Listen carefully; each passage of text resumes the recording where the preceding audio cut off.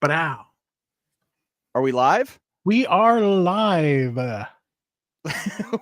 Hey, good to be back, man. Chris, how was your weekend, buddy? Sorry. I had to sneeze. Okay, It was great. what just happened? I sneezed. Sorry. We were down at Land Between the Lakes Yes, sir. Yes, with sir. all kinds of good people and then also Carlson. It was a lot of fun. So I don't want to go too much into this because we got a really cool guest I want to get to. Yeah. But something that really surprises me every time you go and you're like, I don't want to tear up my truck. I don't want to drive through this. Next thing I know, I see your Forerunner like a bucking bronco going over a ledge. Yeah. Oh, what happened? You put two tires on it, then you turn into an animal. Well, you know how it is. You're like, you feel it out and you watch people go in front of you, and then you're like, oh, I can do that. Yep. And then I'm like, but if you'll notice, I took the weenie way around a lot too. There wasn't a ton of bypasses, only on the a couple spots.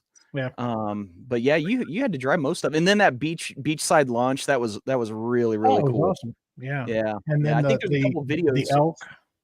Oh, the elk and then the bison, which Carlson, he's in the chat. That bison that practically ran right by his Toyota. That was really cool. Yeah, I got that too. And actually I was just got a notification that Brian West video just came out. Awesome. It just now got released. So, and Carlson released his about an hour ago. Nobody watches it anyway because it's long intro. Well, and I think Keith's is already out too, right? So, yeah, Keith was the first one out of the gate. Keith here. Awesome. Well, moving on. So we've got a really cool guest tonight. Actually one of my favorite people. I mean, I just really like this guy and everything he does with this channel.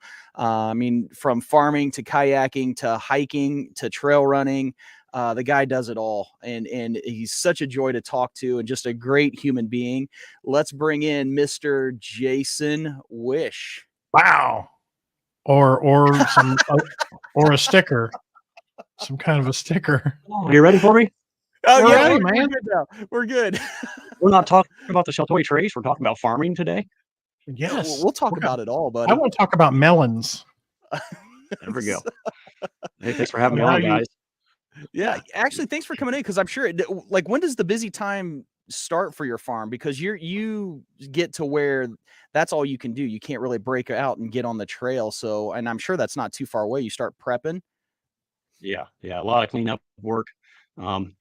Today I was actually getting one of our greenhouses ready. So we got little tomato plants sprouted on my farm channel. I've been trying to get back into filming, documenting my journey of growing produce, kind of the farm life, like a daily vlog or a weekly vlog. So we started our first crop of tomatoes for the greenhouse 8 days ago, 10 days ago. So yeah, they're just little guys right now, about 1.5 inches tall, and we'll be planting those like 6 different plantings throughout the season. So yeah, we're not real busy yet, but I've got all my seeds ordered. I've scheduled all my my planting schedules and where they're going to be planted and all that kind of stuff. So now it's just a lot of cleanup and organization and getting ready for the busy time. And the biggest headache, the biggest thorn in my side is finding good help. Oh, finding good help. Yeah. It is so hard these days. It used to be the opposite. I used to get 50, 60 applications, and I had to weed through them and get the best 15, 20, 30 workers. And now I can't find 10 good workers. It's tough. I imagine it's way worse now. I mean, I remember back in the days when I baled hay, that was like my job, my summer job, right? It's like during the school year, you're in sports and everything else. And then summertime, you're free. So it was perfect for me. So for 4 years through high school, it was like me and my best friend would be on the wagons or in the barns and then it'd always be 2 different people.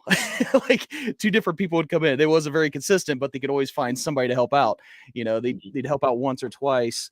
But I can totally understand that. And that's, I think, with the working industry in general, it's just hard to find help.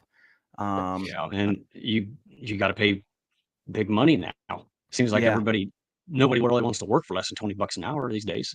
I can still get high school kids less than that, but not by much. And the other problem is a lot of them are in sports.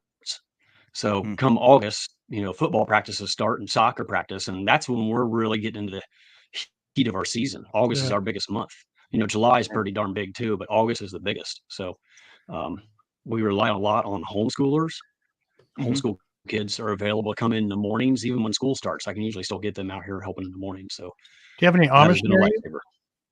There's a lot of Amish near us, but the most of them have their own farms that they're harvesting and taking to the produce auctions. There's a lot of these Amish auctions around that. Yeah. So I've never had an Amish work for me. That'd be a first. That'd be a good Yeah. idea though. I Oh, yeah, got they several of them. I could probably yeah. recommend a couple. Yeah, you got a lot of them over there too. Yeah, yeah. So okay, so when tomatoes, you talked about planting tomatoes. Like this isn't just like a plant in your garden and then wait for them to ripen up. Like do you have like stages, right? Like do you have like different timelines that you want them to become ripe? I mean, of course you got different types Yeah, of tomatoes, but do you kind of right. have to time it to where all right, I'm going to have, a produce, maybe selling produce at here, here, and here in these times, and you kind of have to time it that way. Is that how Mhm. that works? Or So we're growing hydroponic tomatoes. Now, ooh, hydroponic tomatoes get a yeah, pretty bad rap yeah, because that's what people are used to seeing in the grocery stores in the wintertime. And yeah. you hear them complaining about them tasting like cardboard. The difference Okay. is, ours are being grown now, started now and not through the winter. So they're going to be ripening when we have longer days and a lot of sunshine. So they are much more flavorful, but it's still impossible to beat a good summer August tomato out Oh, ain't in that the the truth? garden. Yeah, You just can't yeah. beat that. But this is the next best thing, and we will start harvesting them in the early May, and then Oh they'll start wow. ramping up, and by Memorial Day, we'll be in full swing. So we got May, June, and almost all of July with no competition. So we're like the only ones at all these Central Ohio farmers markets around Columbus that we sell our tomatoes at. We're the only ones at tomatoes. So, we get a premium price for them. Yeah. And you have to, a premium price these days is actually just a regular price because input costs are so high. They're just astronomical. My Look at chemicals, my that. fertilizer, seeds, it's all went up.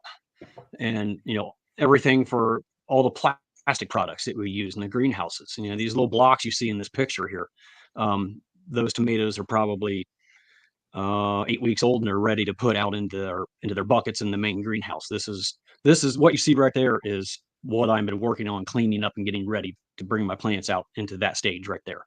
But right Oh now wow. they're only about an inch and a half, 2 inches tall. But in 3 or 4 weeks they'll look just like that and they'll be moved out in the greenhouse. They're currently just in my basement, so we have them in a real small area that's easy to heat, easy to light, and have Mhm. them on grow mats, heat mats, and I can control everything. And they can be close together. But as soon as they start growing, we got to move them out of that greenhouse where they have more space to sprawl out. Yeah. And then we'll put Nice, them nice. into the big greenhouse where they'll remain throughout the remainder of their lives. It's called the Dutch bucket system, and that's where lots of work takes place, lots of manual labor, lots of Mhm. hands on the plants. Clipping Wow. and pruning and suckering. Okay, that's actually the greenhouse I'm talking about. That's one of the little ones that you just Yeah. saw that last picture. That's a One of the whoa, ones that's a placing little one? the plastic last. The Yeah, that's a little 3 by bro. 60. Yeah, there's 4 bigger ones behind that one. That's just our starter house. We call it our transplant house or seed house. So that's where we plant all of our seeds before we transplant them out into our open fields, like peppers, cucumbers, zucchini, cantaloupe, watermelon, all that stuff. But that's Okay. later on. Right now, we're just focused on the greenhouse tomatoes so we can have some cash flow by Memorial Day. Yeah, If I didn't have nice. these early greenhouse tomatoes, there wouldn't be any cash flow on our farm until sweet corn, basically. Maybe some early zucchini and cucumbers in June. So yeah, there's some greenhouses and high tunnels you can see there, and then the main part of the picture there in the center is all of our raised beds on with plastic mulch and drip irrigation. So there's like almost 100 rows there. The field split in half. There's like 48 rows on each side. How So many that's where acres all the total? that's about a 10-acre field.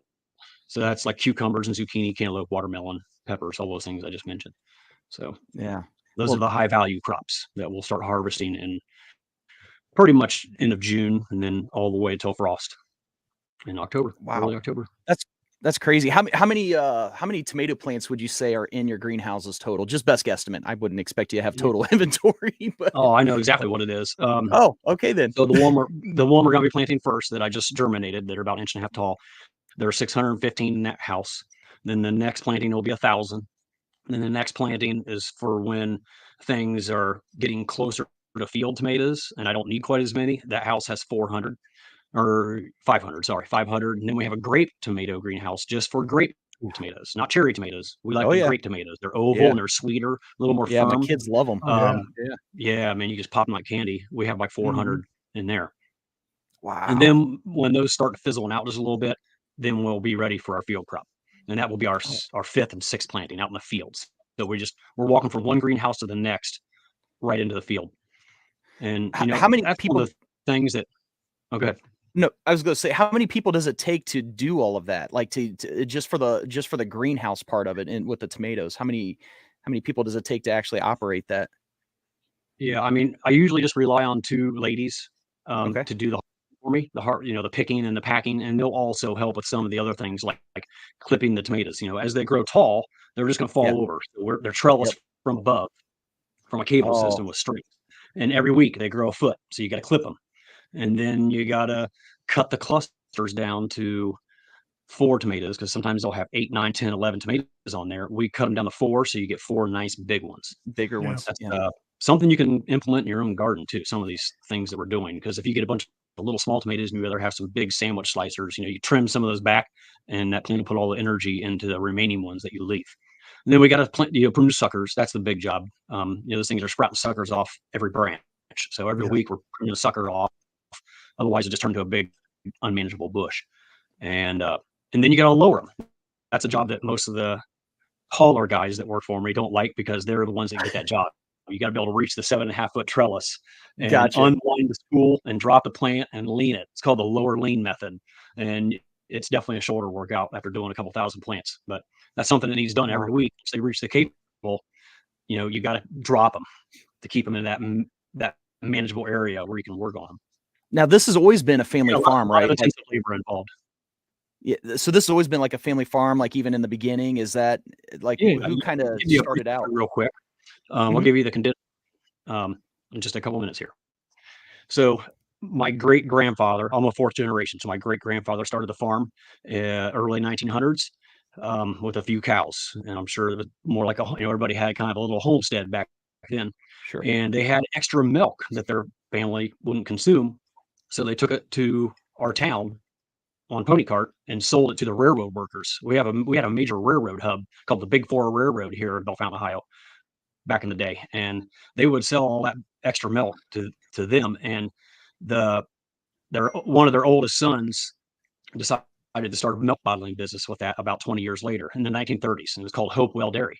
And Hopewell Dairy was known far and wide throughout this region, multiple states, not just here in Ohio. And that was bought out by a large Chicago outfit in the 60s, and he was dying of cancer. So the Hopewell Dairy shut down. But all along during that entire time, my grandpa, which would have been the youngest son, was a lot younger. He stayed on the family farm, and we continued to raise Holsteins and increased the herd size up to about 100 cows. And in 1960s, early 1960s, we built a brand new dairy parlor, and they called it the electrified farm of 1963. So it was state of the art back then. Yeah, I was gonna say that's top technology. Yeah. So then my dad took over, and then I went to Ohio State and got a degree in animal sciences with an emphasis in dairy, and that was going to be my future. That was my plan, to come back and milk cows for a living on the family dairy. And we grain farmed maybe just a couple hundred acres, 300 or 400 acres, mainly to raise hay and corn silage for the Holsteins. And that was when I was in college trying to figure out what I was going to do. I never really worked for anybody by the hour. So I was able to pay for college by not working by the hour, having my own lawn mowing business.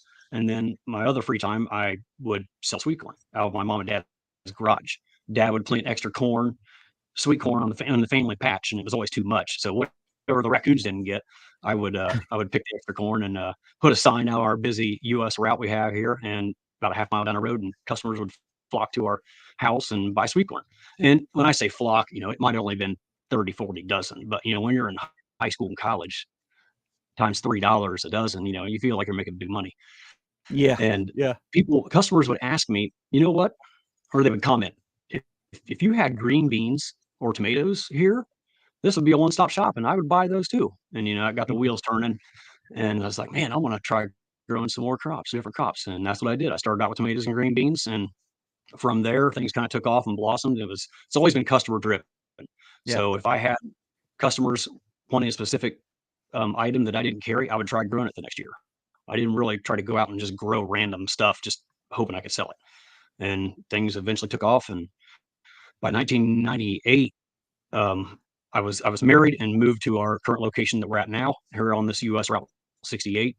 And the on-farm, the roadside stand, the on-farm market kept growing and growing. And that's when we really thought long and hard about the dairy. My interests were leaning towards vegetable farming, fruit and vegetables, because I was growing strawberries at one time. Mm-hmm. We decided to sell the dairy in 2001. It was a good time to get out. My dad had done it his entire life. He was aging. It was ready for the next generation to take over, and I didn't think I wanted to do it anymore. So I'd been milking full time for 3 years at that point. The market had taken off enough where I thought it could support me. We sold dairy. Mom and dad kept the grain farm. They increased it to about 1,200 acres, and I concentrate on just the vegetables. I rent 65 acres from my mom and dad, and that is my sole income is off 65 acres of vegetable. We're a single income family. My wife's a stay-at-home mom. Well, our kids are basically out of the home now. They're 18, 20, 22. So we're almost empty nesters now.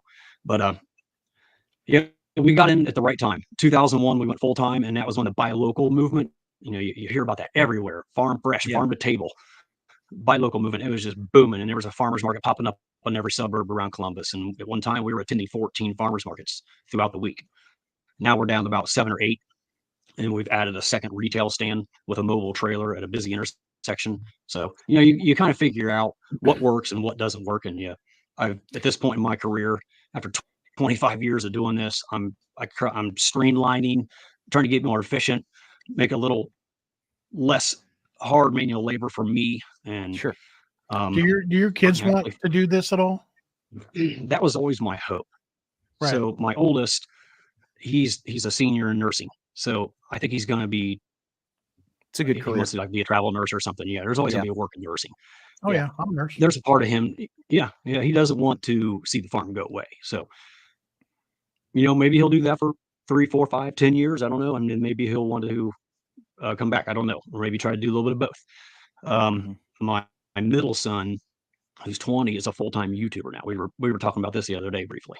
So he doesn't really have an interest in the farm. He's a professional content creator now. And then my youngest. So when that fizzles out, is he going to go farming?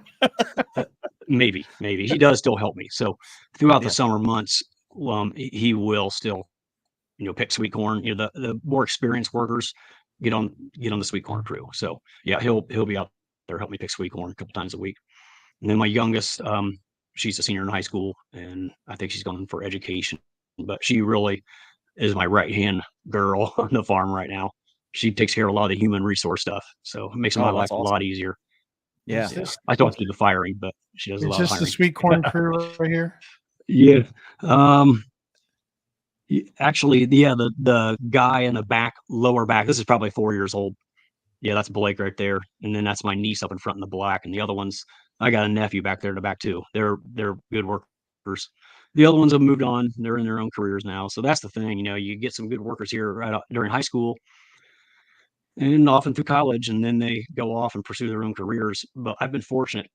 I've probably had 9 or 10 over the last couple of years that worked here a decade ago. And they reach back out to me and say, hey, I would love to do a farmer's market on Saturdays. I'm like, yes, perfect, man. I got a great experienced worker. All they want is to come and work on the farm again because they really enjoyed it. And they get all the free produce they want out of the seconds bin, the scratch and dent bin, the stuff that's going to get thrown in the field. They'll just rummage through that and take all kinds of goodies home and can it. And it's kind of mutual benefits both of us. It helps me out, and then it really helps them out too. Yeah, well, that seconds bin is probably still 10 times better than anything you buy in a grocery store. I think people don't realize, like, from the second you take a plant or take a ear of corn from the stalk, it's dying, right? It's like it's decaying, it's rotting. It's so from the time it goes from the field to a distributor, to a store, to the shelf, and then back home, how much time elapsed versus where you actually go to a farmer's market, it just was probably picked within a few days. So Right. what you grow or what you get at a true farm completely tastes different than anything you buy. Like carrots. I always use the example of carrots. That's like, okay, so my first garden at this property, I tried to grow carrots, which it failed miserably. They were baby carrots, but they weren't supposed to be baby carrots, right? So they're real skinny, but it was hilarious because I took a bite of one and I was like, that tasted like it had more flavor than an entire bag of baby carrots that I bought at a store. It was so crazy, but I think a lot of people kind of miss out, and that's why that whole bought local movement, I mean, that should still be happening because it's better, it's healthier, it's better for you, and it's better product and better tasting. So, but and you're keeping the money in the local economy too. That's the other big thing. Yes. You get people from your own town that that know you, maybe knew your family all their lives, and they're coming and supporting you, and that's really awesome. Bro, Yeah, and you're right. If I ate vegetables, I would come shop at your place, but I don't eat them. So you're meat and potatoes guy. I'm a meat guy. Meat guy, no potatoes. Oh yeah. Too funny. I like a good ribeye. I like a good Jason Wall ribeye for sure. But I always bring the vegetables too, though. Yeah, right. That's funny. Backcountry, Devin's on here. Backcountry exposure. He just says, "I'm just here to say, Jason, say tomatoes." Tomatoes. Do I say tomatoes funny? Yeah. The Ohio accent. Tomatoes. I mean, maters. Ohio's like maters. Yeah. Ohio's only like 6 minutes from me, so I'm probably not too far from you. So yeah. But I just saw a post from Devin. Speaking of Devin, I just saw him post about a Michigan hammock hang. I didn't even know about this. Up in Ludington. Have you heard about this? It's the cold one. It's the winter. Yeah. Okay. I was talking about. I didn't know Michigan had one. I didn't either. Yeah. He told me about it a couple months ago, but I'm not invited, so I can't go. Yeah, you got to be part of the cool crowd, I guess. Get invited to those. Right. So no, that's cool. Now, okay, I gotta speak to this and find out some good information or good stories from you on this. Okay. My experience with farming, or something always breaks, something always goes wrong. And that's part of that farm kid ingenuity. You have to learn how to fix it. You have to learn ways around it. You have to use things like tools that weren't for their intended purpose. So how often do you have like problems with equipment or things that just totally throw you off your day? Is that a regular occurrence, or is that rare? Yes. Yeah. I'm trying to think of something specific right now, but it is, it seems like every other week, all through the summer months, there's always something breaking or something not working right. And my grandpa taught me to weld when I was young, so I'm a pretty decent welder. Every farm shop has all kinds of nuts and bolts and scrap metal and about every tool you can imagine. So I'm always tinkering and able to fix most of my own things. But I notice the older I get, the less I like digging in and being a grease monkey, to fix things. So I have a younger brother who farms with us. He helps me some, and is mostly in the grain farming operation side of it with my mom and dad. But he's an engineer by trade. Both my brothers are mechanical engineers. So when I can't fix something, I fall back on my two brothers, and they can usually figure it out. But that brings up another thing. A farmer wears many hats. So I can pour my own concrete. I can wire my own electrical things. I can build things like a carpenter. I've built houses in the past with my uncle. He was a carpenter. What else? Yeah, you just learn how to do so much. I don't work on refrigeration. I still call the pros to do my refrigeration stuff for the walk-in coolers. But yeah, it's just something that comes with the job. If you're a farmer, you figure it out. And if you don't, if you can't figure it out, your neighbor does, or a relative does, and then you can get it fixed pretty quick. Well, and that's the thing too. It's like, it's such a community. I mean, it's similar to like the hiking community, everybody's always out to help everybody. Farming community is a lot the same. I mean, I'll tell you a quick story, a good example of this. So I was baling hay. There was a farm that I was baling for. It's called Wright's Farm in between Muncie and Newcastle. It's right off of Highway 3. They milk about 800 head, very large farm, right? Holy boy. Yeah, it's a family very large. So, well, we'd always help them every summer. That pretty much took up our whole summer because you're filling up all their barns. Well, there's a neighbor that we'd go out and help every now and then, and I'll leave his name out. I don't know too much of what's happened to him recently, but this guy, I bailed for him before, and something was always breaking. The first hay wagon I jumped on, I was, unloading into the barn front to back. He forgot to tell me to leave 4 or 5 bales on the front of the wagon because it wasn't attached, and it flipped and catapulted me off. I mean, it was just, something was always going wrong with this guy. It was crazy, right? Well, he was at the back of a field in, I think he had it wasn't a huge I want to say it was like a 6-row combine. It was really, really old. His aorta and his heart ruptured, like at the back of the field. Right. So this is in the 90s. So he gets into his combine, can't get it started, finally gets it started. I mean, nobody had cell phones, right? This wasn't a day of cell phones at this time. Drives up to his truck, and this is true to his luck. And his truck wouldn't start. So he gets out, fiddles with his truck to get it started the whole time that this is going on, right? Gets it started, drives to the house, and they call 911. When the ambulance got there, took him to the hospital, the dude had like a 10% chance of surviving the night. Then he survived the night. He had like a 50% chance of surviving the surgery, survived the surgery. He didn't quite make a full recovery, but he was out for a very, very long time. I mean, a true miracle at how this guy lived. Wow. Yeah, for sure. I remember we went into the rights to bail for him, and they're like, "Hey, so-and-so's farm, we're going to send you over to them, and we're going to pay your bill. So we're going to pay you to help them." They got a lot of hay. There's a whole bunch of farmers coming in. I mean, there was like 3 or 4 different combines that came in from neighbors to help harvest his field because he's in the hospital this whole time. It's like there was 6 or 7, people trying to help bale hay, and of course some of them were from the city, so we were having fun with those guys, but it was really cool that they were there, but it just, a whole community of people just gathered to help each other, and I think that's probably one of the coolest things about the community is they're out to help each other regardless of what happens. So, and I'm sure it's probably the same out there. I see that a lot. Yeah, when a farmer passes away, maybe from a tragic accident, the farmers all around gather and help out. They'll bring their machinery and their help, and they'll get it done. Yeah. So, Have you ever had that happen to you, like that you needed help? And not in our family, not that I can think of right offhand. We've been pretty blessed. I mean, my dad is getting up there in years, and his health has declined over the past couple of years. He's still with us, fortunately, and he still helps out quite a bit on the farm, but he's not really able to get into the combines and the tractors anymore. So my brother and we'll do almost all of the planting and harvesting, and I help out a little bit now and then when I can, and our nephew helps out a lot. But yeah, it's I know that day's coming, when my dad's not gonna be able to help at all, and it's kind of scary thinking about it, but it's gonna happen to all of us eventually. But well, one of your first viral videos was something that probably isn't as unusual, but it was something that was pretty impressive nonetheless. Like, I've never seen a hole that deep for a combine to drive into. So, and I actually want to bring up a clip of that if we can. Is that the farm disasters? Yes. Yeah, probably. I don't know what the name of the video. Disaster with the combine or something like that.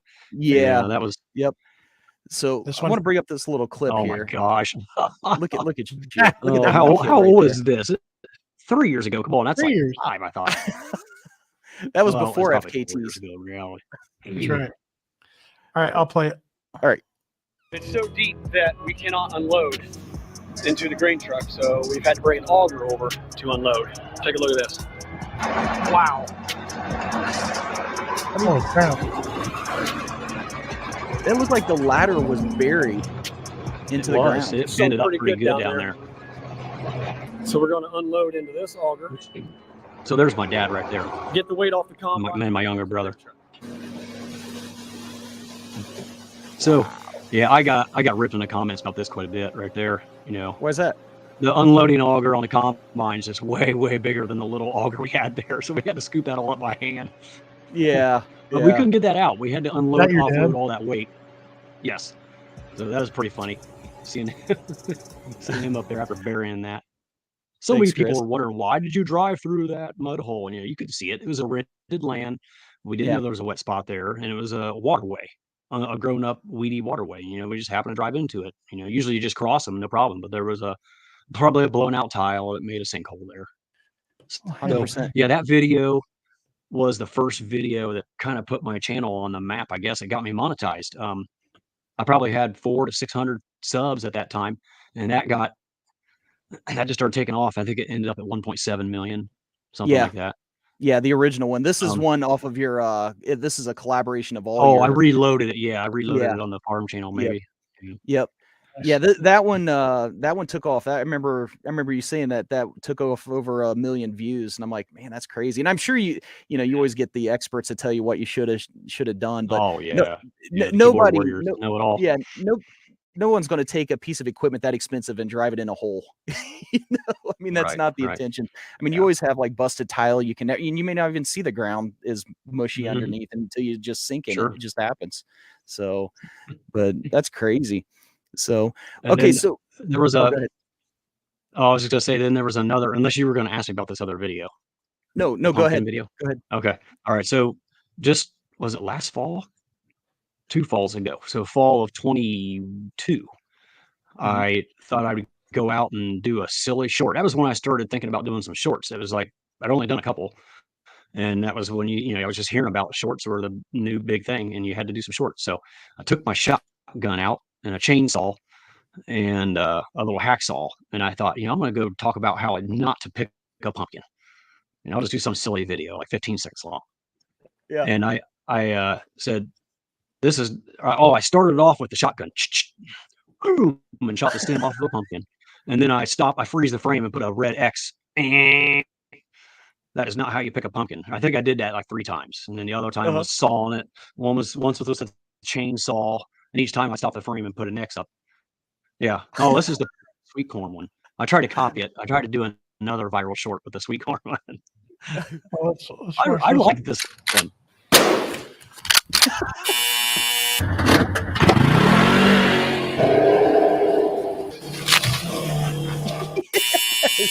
So I tried to think of like 4 ways to not pick sweet corn.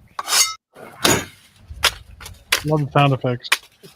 That's That's not how you impressive. pick a real sweet corn. A twist. Yeah. Ding.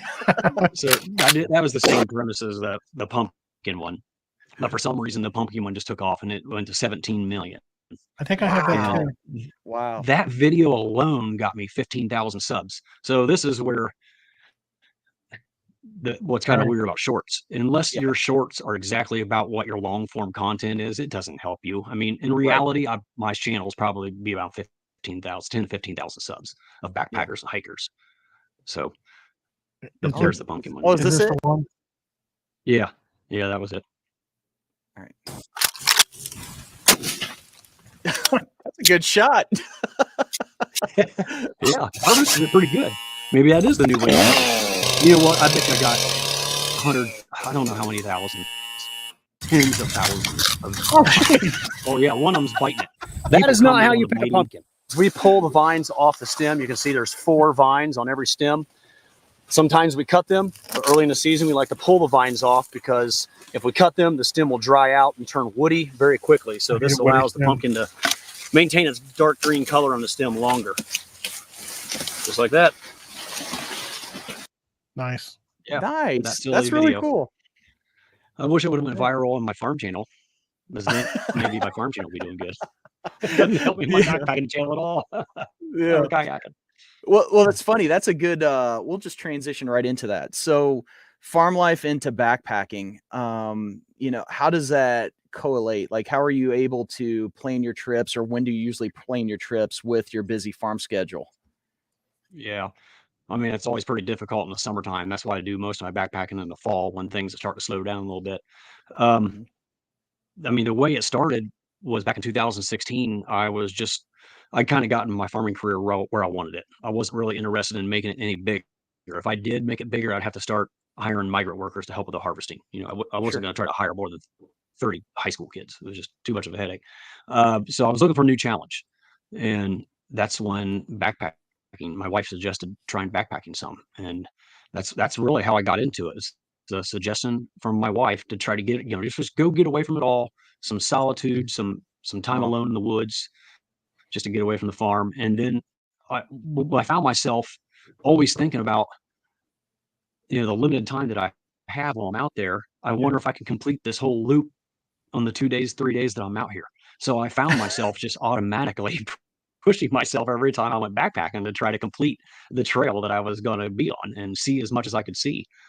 And I enjoyed that. I enjoyed pushing myself a little bit and hiking fast and trying to just conquer that loop. If it was a 35-mile loop, it would not sit well with me if I had to come home only finishing 25 miles of it, knowing that there's 10 miles of that loop I could have solved. I just would have hiked a little faster or stayed out another day, So I just always started to finish. Would you say wherever I that was that's a backpacking. condition that you have about most things, though?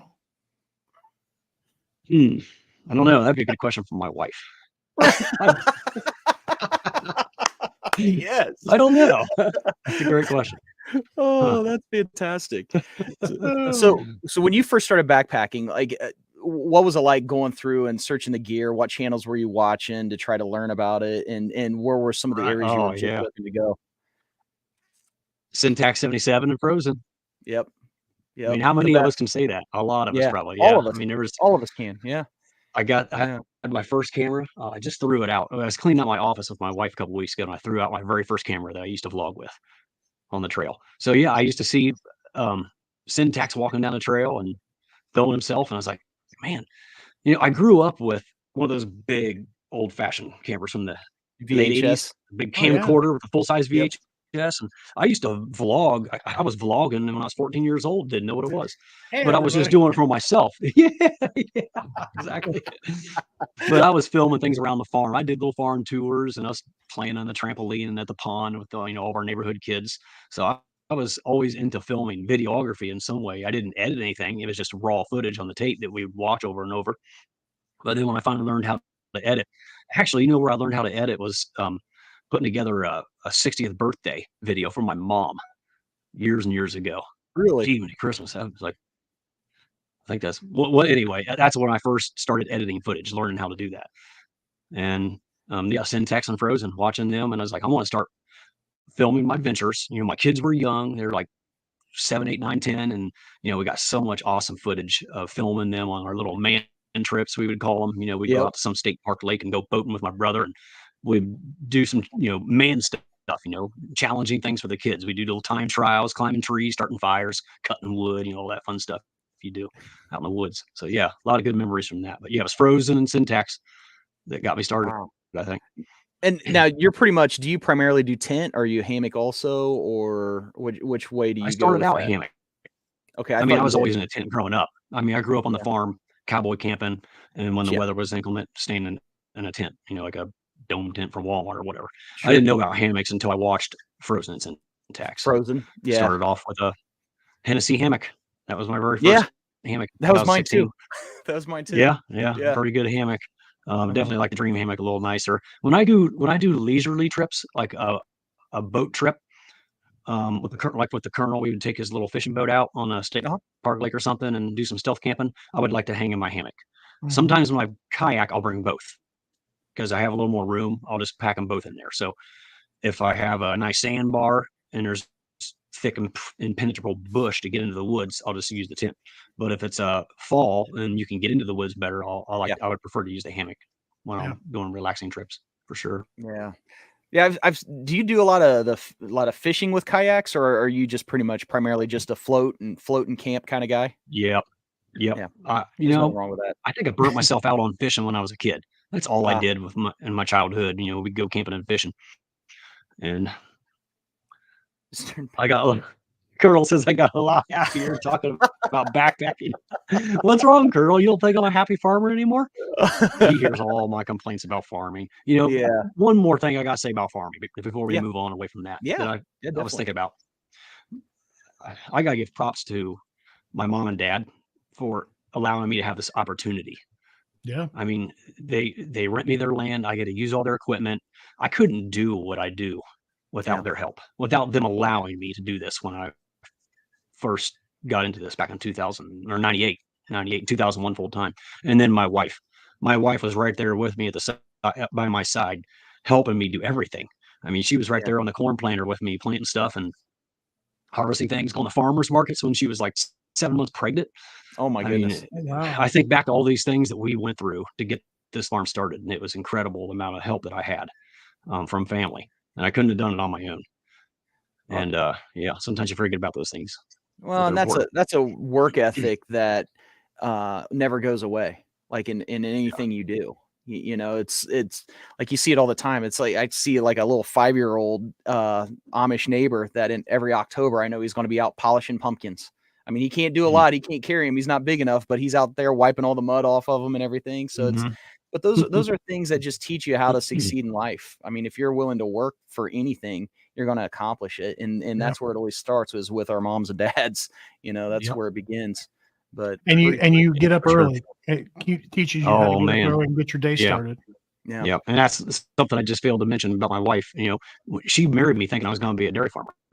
And then all of a sudden I turned into a produce farmer. So I kind of threw her a curveball. So she accommodated that to that well. Too funny. Too funny. No, okay, so let's go back to the kayaking bit. So do you usually go to the same spots, or I mean, where all have you kayaked at? I prefer to hit a new river any chance I get. But when time doesn't allow and I really want to just get away for an overnighter, my default is the Mad River. The Mad River is one of Ohio's finest cold spring water spring fed rivers that we have. It's like 44 miles or something like that. Oh, wow. It starts one of the videos that you did where you had you did it by yourself, and you left, and you had to run 6 miles or whatever. I'm like, I'll just jog a quick 6 miles over to where my kayak was. And I'm like, what? Yeah, I've done that several different ways. Sometimes I'll drop off my kayak if I'm solo and hide it in a cornfield, and then drive to where I'm going to end my trip. And a lot of guys will bike back. I never thought about that. That'd be way more efficient. But you know, I didn't even think about it. I was training for an FKT, so I was like, this is going to be my hot day of training. So I'd run back my kayak, and then it's like so refreshing after that long, hot, sweaty run to get in your kayak. And I've Ubered before too. I'll do the same thing: hide my kayak and gear in the woods, and Uber back. That's fun. And it's a great way. There's multiple ways you can do solo kayaking, but what were we talking about? Mad River. Oh, different rivers. Yeah. I've been on the Clarion River in Pennsylvania with Bryce and Restless. Man, those were the good old days. Jeez. Yeah. It's been a long time since I've done anything with those guys. Yeah. Where else? Michigan Rivers is where it's at. Me and the Colonel. Manistee. I've done the Ausable River, the Manistee River, parts of the Manistee, not the whole thing. Right. We through paddled the whole Ausable was 124 miles or something. The Pine River, man, it's just gorgeous up there. You guys know what Michigan's like. You know, picture what it looks like around the Manistee River Trail and the North Country Trail section there. You guys, I think everybody's about done.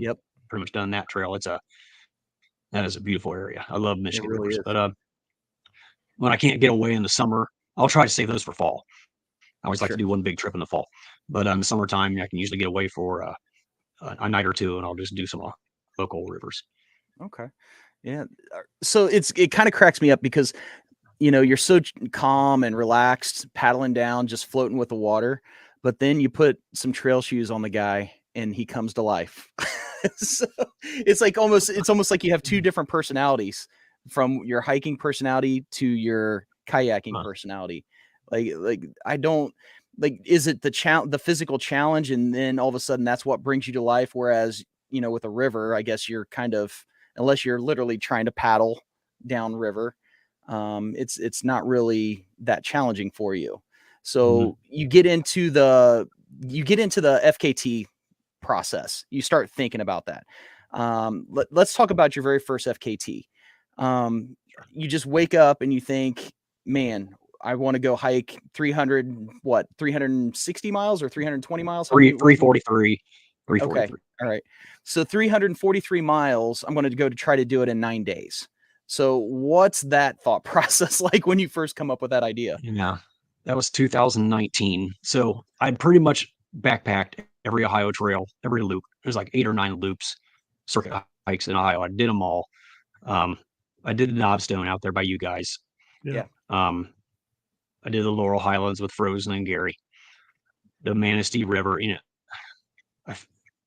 the Pictured Rocks. So I feel like I'd had my fill of the short trails, and I was ready for a bigger adventure.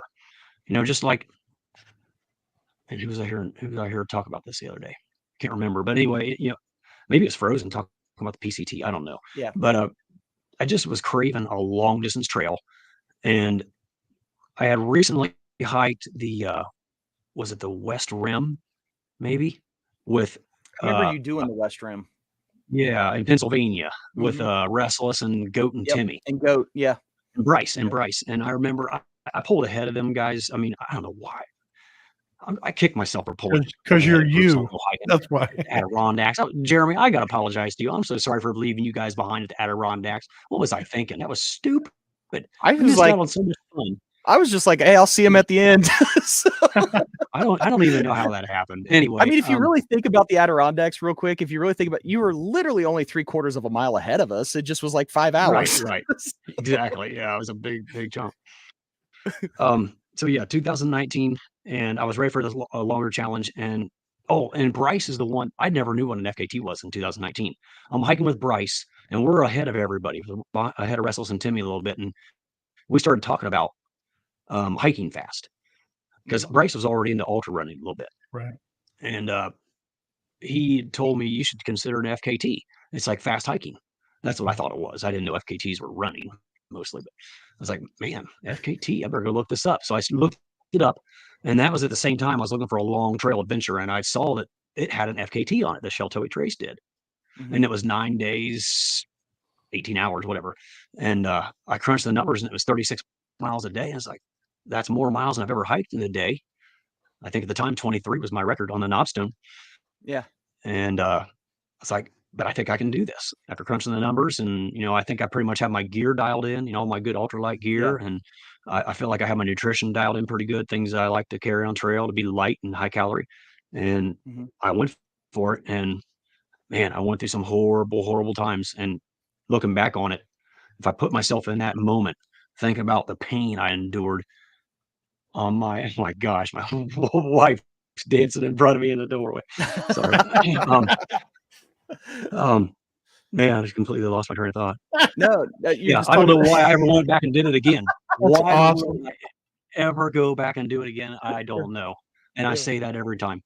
And I've talked about this other times on other podcasts or other videos. It's got to be similar to a woman giving birth 100%. That has a painful long labor and says, I'm never having another baby again. And then a year later, they're pregnant again.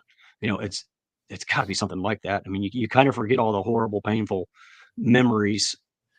And that's true with any hard hike. Left with all the good stuff. What's that? That's true with any hard hike. You're like, and then you get home and you recover and you're like, oh, that was so much fun. Yeah. Let's type 2 fun. Let's bring up the first clip, Chris, from and the main question I got from this clip is like, I just want to know, what did you learn after this, after watching this clip and after that hike? Because I remember seeing you at the Ohio meetup after this hike. Yeah. And man, you're not a big guy, but you lost, it looked like you lost 15, 20 pounds that you didn't have to lose. I probably did lose at least 10 or 12. I was a shell of myself after that hike. Oh yeah, I remember his had a hard time walking. But let's play this clip, and you can almost see it. And I hate if this is going to bring back bad memories. I'm sorry. Look at his face. Not quite. Just about 11 miles in, getting right across the bridge. Your neck is so skinny. Fort South Fork. I think it's called the Leatherford Ford Bridge. I'm not sure. I know the Leatherford Ford Bridge is probably the one back there at Leatherford Ford. You look like a different person, bro. Up like 2 miles on the trail. Yeah. I'm trying to jog as much as possible to make sure I get there in time. I'm wanting to finish by 11:30 at the latest, noon at the very latest. And I'm just so beat on 2 hours of sleep. Oh. This is really hard. So I'm just trying to make sure I always go over 3 miles an hour. And then when I am able to run, I try to go about 4.5. Oof. Wow. That does not look like you, bro. My face was like my eyes were sunken. My Yeah. under my eyes was swollen. You know, I was taking way too much Advil. I'm surprised I didn't overdose on that FKT. Yeah. Oh man, yeah. You know, after all these things, even on this last one I just did, that I finished in October 20 or 30, whatever it was. I lost 10 pounds. I think I Yeah. lost weight when I came home. I'm finally back to normal. I mean, it takes Wow. months to recover from these things, especially these. I don't know how these guys do these long ones, like the Appalachian Trail, the PCT. Holy cow, no thank you. Maybe it's because they're a couple generations or, you know, a decade or two younger. I don't know. Yeah. Well, and it's not a strange thing for you to have adversity on these things. Like every single one, you've had to have like this next level mental strength to overcome certain things. I For mean, sure. what do you think was the biggest takeaway from your first FKT with that shell toe? What do you think that you learned that you needed to do better for the next ones? It was toughen up my feet Okay. because That I makes had sense. that big, gooey, nasty blister. I mean, you probably got a picture of it somewhere, but I mean, it was the size of a freaking quarter, and I'd Oof. ripped the skin off. I don't know what I was thinking. I cut the skin out instead of just popping it, and Ooh. that thing was killing me the entire way. I mean, it Oh, happened at Red River Gorge. You know how far north that is. I had yeah. to hike Yeah. over 200 miles with this big, nasty blister, and then my ankles all swelled up because I didn't know about calf sleeves, about edema and inflammation when you are pounding the pavement day in and day out. There were so many things I didn't know in 2019. Thank goodness I only had to do 36 miles a day to get that one, because Wow. these other ones, like the one I just did, Mm. I had to average over 56 to get it. A That's totally different great. ball game, but I knew what I was doing. I've been ultra running for 2 years. I kind of got things dialed in, but man, there were still things. Nothing's ever went perfect for me. Right. And Right. And no, you almost no, Colonel, I'm not going to do it a fourth time. It's done. I'm well, not going back. what's funny is like, you know, as much as you try to deal with nutrition and you try to take in, there is no way at that pace that your body can, you can take in enough calories to sustain that type of No. activity and not lose weight.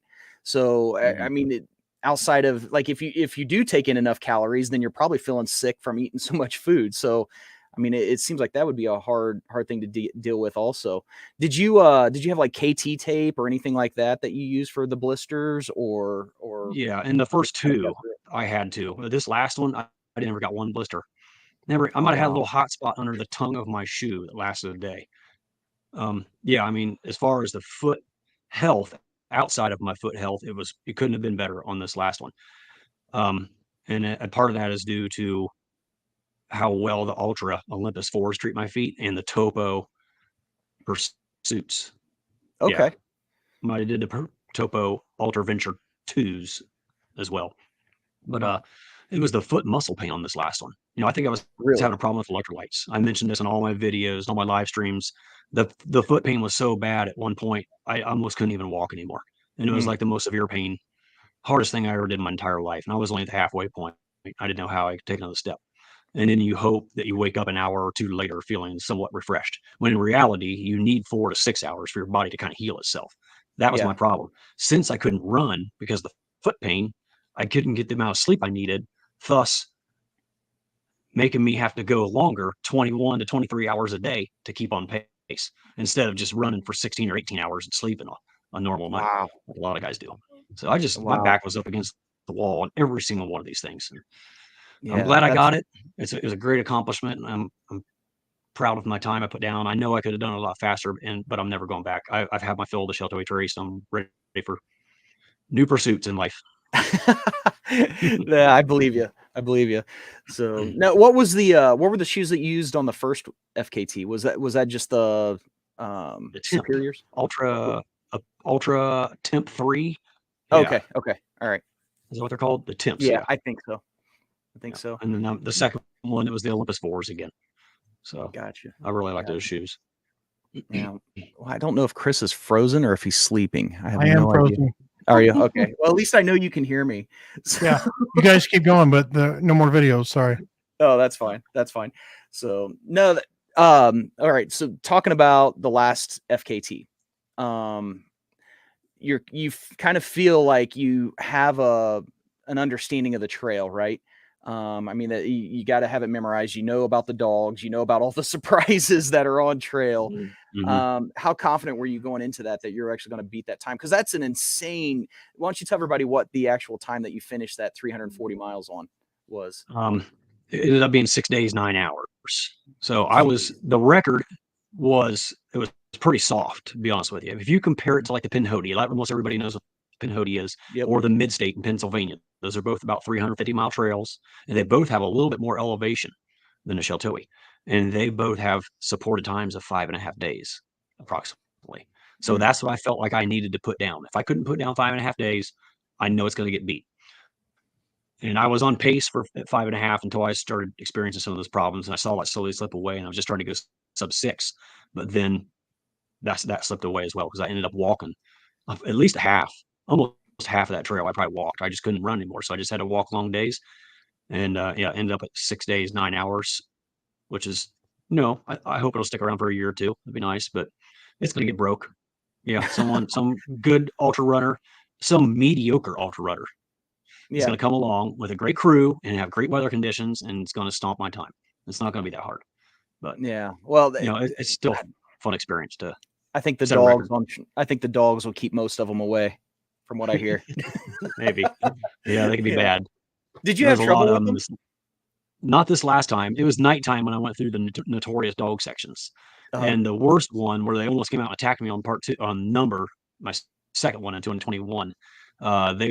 They were put away. They must have been in for the night. So usually it's daylight when I went through that section. Yeah, I would always have.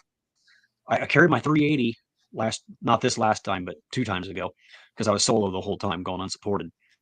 And I would have meat stick. I'd have a meat stick ready because one time I had a big old dog run out on the road. I didn't know what he's going to do, so I just gave him a meat stick, and that appeased him.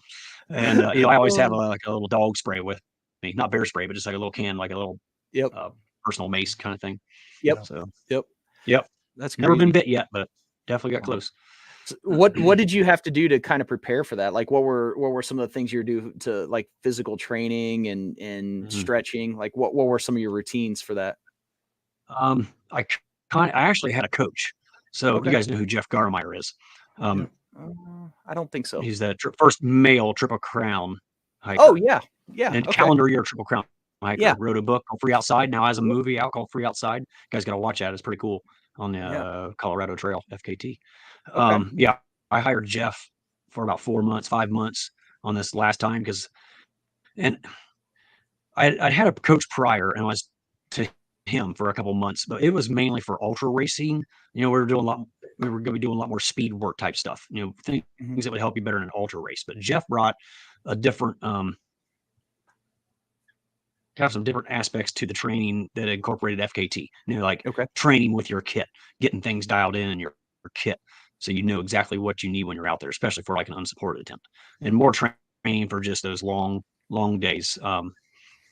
It was a great experience. I mean, having Jeff on my side training for that, I'm sure it did help me a little bit, but it was, looking back on it now, I still think the training I got from any of the coaches I had was probably more for ultra running, like a short 1-day event or less, like a 50K or 50 miler. So I think the best thing that I did was just being consistent, getting out there, and you just got to force yourself to go out there and walk and run. I was trying to run most of the time for this training because I knew this was going to be a faster attempt going supported. I had nothing but a vest on, and I had a 3-person crew. So I would just go out and try to run 5 to 10 miles every night and be in the woods on uneven terrain. I tried to stay off the roads because I knew that wasn't going to help, get me prepared for all the hills and stuff. Yeah. Well, and when it comes to your kit too, I mean, you're already kind of ultralight. I mean, you probably didn't have to tweak too much in that, I would think. Would you? Yeah. I mean, for this last attempt though, I carried flasks just like an ultra runner does with my vest. Gotcha. That's it. Yep. Yeah. So sometimes I even have my truck on some of those forest roads. The truck's right beside me. They would just bounce ahead every mile. Yep. He would go drive ahead a mile, mix up something, get a snack out for me. I'd grab it at the tailgate, keep on going. Yeah. He'd fly ahead another mile. But it was every 7 miles approximately. So all day long, every 7, 8, 9 miles, I would see my truck. So that was more of a running event. Yeah. Well, for me, it was a walking event. Yeah. We got her done. Well, I want you to talk about your support crew a little bit. Mhm. Just, what they did and how instrumental they were, because I mean, something that's as mentally tough as doing that many miles in 6 days. I mean, there's got to be times to where you almost wanted to quit, but at the same time, you know that truck's going to be there, so maybe that kind of livened you up a little bit. But how instrumental were those guys for you on that attempt? They were incredible. There was 3 of them for about 2.5 days, and then the other 5 days or 4 days, whatever, there was only 2 of them. But I always had somebody with me. Mm. I would say 40, at least 40 miles of a 56-mile day. I had one of them running with me. So that was Wow. great to have company. I wasn't Yeah. solo the whole time. So they got to see, what I was experiencing, and they were almost always out in front of me. So they were pushing me. I had to either walk fast or try to jog on the downhills to catch up. It was just a big mental boost having those guys with me. And one of them was Leonidas. Leonidas was awesome. Okay. It was his second time helping me out. Yeah. And the other guy lives in the Red River Gorge, Jordan Burns. He lives in Red River Gorge and does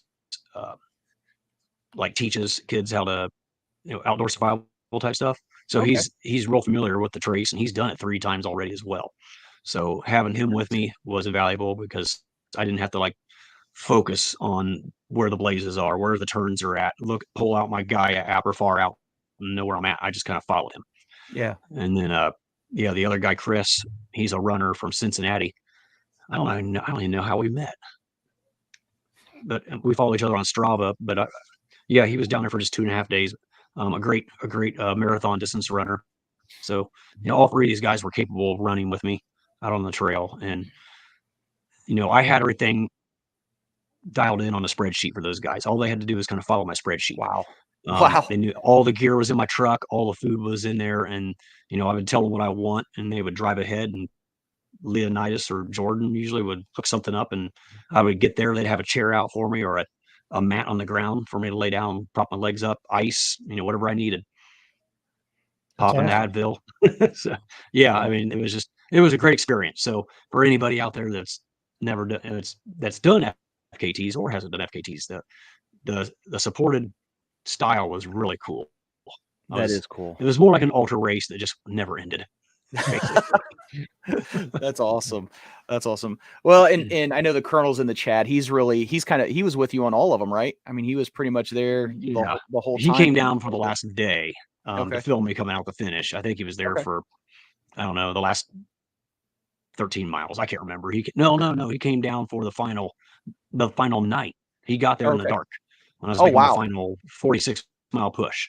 So I got to see him throughout that whole last day. So that was nice having him there. And he was there not only for the moral support and to see me finish, but to drive me home. That way I could just kind of conk out in the passenger seat, prop my feet up on the dash, and he drove home. And sleep for 2 days. He had a Jeep with a tow bar on it. So he was able to drive that down, hook it on the back of my truck, and just pull it back home. Nice. So it worked out really good. Nice. Awesome. So what's next for you? I mean, you're done with FKTs. I'm assuming lots of kayaking. Are you going to maybe do a trail and then just kind of, take a leisure pace? Or are you looking to do more of that? My favorite is, do you want to see me going at go ahead. Oh, no. Finish your thought. Let's say my favorite is when he always is like, I'm going at a snail's pace at 3.5 miles an hour. I'm like, bro, I'm walking backwards. If you guys want to see me on a leisurely backpacking trip where I did all the good old walk-by shots, Cranberry Wilderness. I was just in the Cranberry Wilderness. Oh, you just did that. I just released that one last week. Yeah. It's a long one. It's 55 minutes long, but man, the long videos are the ones that do the best for me. I showed all my camp cooking, tons of walk-by shots. I couldn't fly the drone much except in the beginning because it was just so closed in. But man, that was a beautiful, beautiful place, and I enjoyed it. I was still recovering a little bit back in November, so I kind of took it easy on that one. 26 miles is all I could handle. The Vermont, absolutely, yeah. The Vermont Long Trail is definitely on my list. The Northville Placid Trail, Northville Placid Trail, is that what it's called? Remember we talked about that when we were in Adirondacks, Jeremy? Yeah, I remember that. Yeah. First on the list next week, I'm leaving for the Palmetto Trail again in South Carolina. That's a 500-mile trail from near Charleston and the Intercoastal Waterway all the way to the Foothills Trail. It ends right there at the Foothills Trail near Oconee State Park. So I've got 250 miles done, and I'm tackling another 120-mile section next week. So that's I call it a leisurely hike because I'm only going to do 20 to 25 miles a day. Oh yeah, I mean, of course. And it's flat. There's no elevation. Oh well, that will. The days are still short. You'll smash I can that. get to camp. Yeah, I can get to camp by 4 or 5 o'clock. Have time to set up camp and cook. The Bartram Trail's on the list this fall. So I have a whole list of trails that are on my short list that I've put off for so long because of these FKTs. So I'm really looking forward to tackling lots of new trails that have been on the list that I have not been able to get to. Who I got to pay to get you over to a meetup? Oh yeah, you got a big meetup coming up here at that horse camp place. What's that called? Yeah, Blackwell. Blackwell. That's on April what? Well, we're changing it. Oh, we are. Okay. Yeah, we are. And here's the reason we're changing it. Oh, Sparky can't make it. That's why. No, we're changing it because I just got a notice today from somebody that says that the Forestry Service is taking reservations for that weekend because that's the eclipse weekend.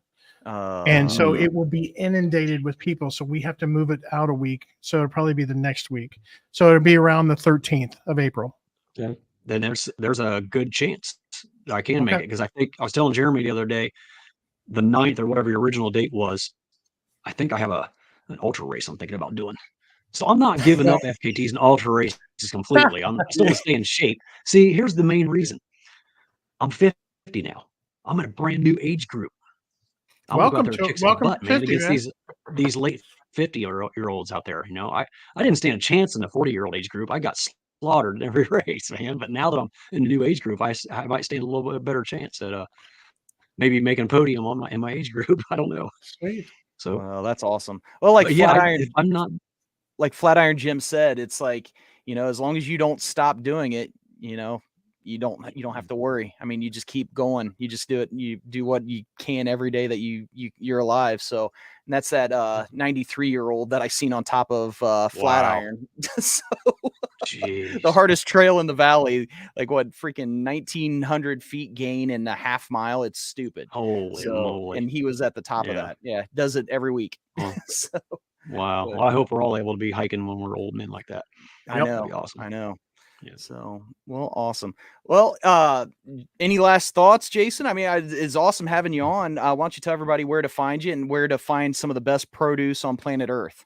Yeah. So I'm located in Bellefontaine, Ohio. It's kind of between about an hour north of Dayton, about an hour away from Columbus. So yeah, the name of our farm is Wishwell Farms. If you have any interest in following our farming operation and want to see in detail everything on our farm, consider going to our farm YouTube channel, Wishwell Farms.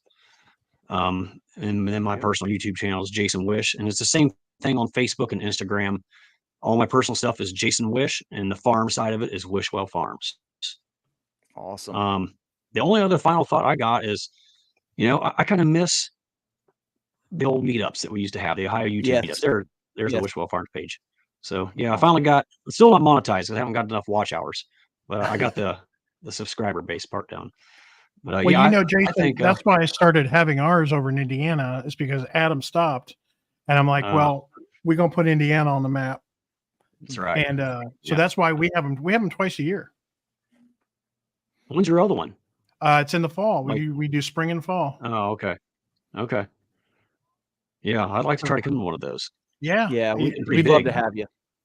Yeah, we'd love to have you. Honestly, I mean, it's like one of the best parts of that is the fact that, I mean, we're all friends. I mean, we've all known each other for quite a while now, as far as this little backpacking community, and I've hiked with a lot of people, and it's never been a bad experience. And I often miss those guys that I've hiked with, including yourself, even though I only seen you for a little bit. I mean, hey, Jason. Yeah. I'll come as long as you don't make another video called poop. Well, the next one was going to be pee. So yeah. Okay. Okay. I'll consider that. Oh, that's awesome. That's awesome. Well, thanks for coming on, Jason. It's really been a pleasure talking to you and getting the full scope of who you are. So, Absolutely. if you kind of hang out in the back, we'll close this thing down, and then we'll be right back with you, buddy. Yeah. All righty. Thanks, guys. All right. Thanks. Man, I missed such that a great dude. guy. Such a great guy. I mean, those Let's talk about him like he's not backstage. I know, right? Right.